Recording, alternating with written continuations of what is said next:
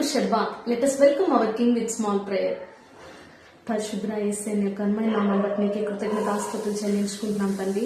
ప్రభా యేసయ్య, మీరు మాకు ఇచ్చిన యొక్క సమయాన్ని బట్టి నీకు కృతజ్ఞతాస్తుతులు చెల్లించుకుంటున్నాం తండ్రి. నేను స్తుతించడానికి తండ్రి ప్రభా యేసయ్య నీ యొక్క మాటలు వినడానికి మీరు మాకు ఇచ్చిన యొక్క గొప్ప సమయాన్ని బట్టి నీకే కృతజ్ఞతాస్తుతులు చెల్లించుకుంటూ తండ్రి, నీ యందు భయభక్తులు మాకు నేర్పిస్తున్న విధానాన్ని బట్టి నీకే కృతజ్ఞతాస్తుతులు చెల్లించుకుంటూ నీ నామానికి మహిమ చెల్లించుకుంటూ యేసయ్య ఈ యొక్క సపార్థినాన్ని నీ నామాన్ని మాత్రమే మహింపరచుకోమని యేసయ్య పరిశుద్ధమైన నామంలో సమస్తం అనుభవిస్తున్నాను మా తండ్రి.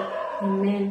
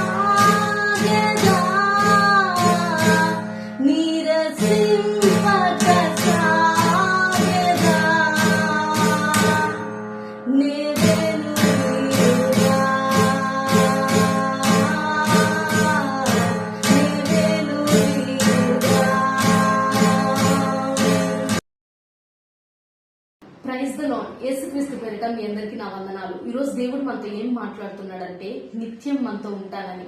మనము యెషయా రాసిన గ్రంథము 55వ అధ్యాయము 11వ వచనంలో చూసినట్లయితే, యెహోవా నీ నిత్యం నడిపించును, క్షమకాలం ఆయన నిన్ను తృప్తిపరిచి నీ ఎముకలను బలపరచును. నీవు నీరు కట్టిన తోట వలెను, ఎప్పుడూ ఉబుకుచుండు నీటి ఊట వలెను ఉండెదవు.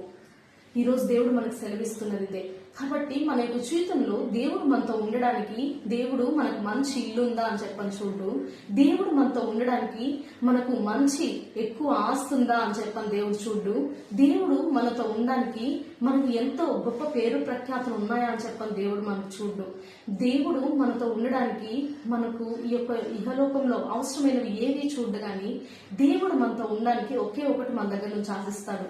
అది ఏంటి అని మనం చూసినట్లయితే, యెషయా నా యొక్క హృదయం హృదయంలోకి రా, యేసయ్యా నాతో ఉండు అనే మాటలు మాత్రమే మన దగ్గర నుంచి ఆశిస్తాడే గాని దేవుడు ఇంకేమీ మన దగ్గర నుంచి ఏం ఆశించడు. దేవుడిని మనం ఎప్పుడైతే మన యొక్క జీవితంలో మనం ఆహ్వానిస్తామో, దేవుడిని ఎప్పుడైతే మనం నాతో ఉండు అని చెప్పని మనం దేవుడిని అడుగుతామో, దేవుడు మనతో ఉండడానికి ఇష్టపడతాడు, మనతో ఉంటాడు. ఆయన మనతో ఉన్నప్పుడు మన యొక్క జీవితంలో ఏం జరుగుతాయని మనం చూసినట్లయితే, యేసయ్య మనతో ఉన్నప్పుడు ఏవి మన యొక్క దగ్గరికి రాకుండా ప్రతి ఒక్కటి ఈ లోక సంబంధంలో, ఈ యొక్క లోకంలో మనల్ని భయపెట్టే ప్రతి ఒక్క విషయాలన్నీ దూరంగా ఉంటాయి.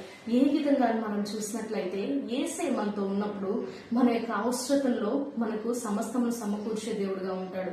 అదే విధంగా మనల్ని బలపరిచే దేవుడుగా ఉంటాడు. మన యొక్క అనారోగ్య సమయంలో మనల్ని స్వస్థపరిచే దేవుడుగా ఉంటాడు.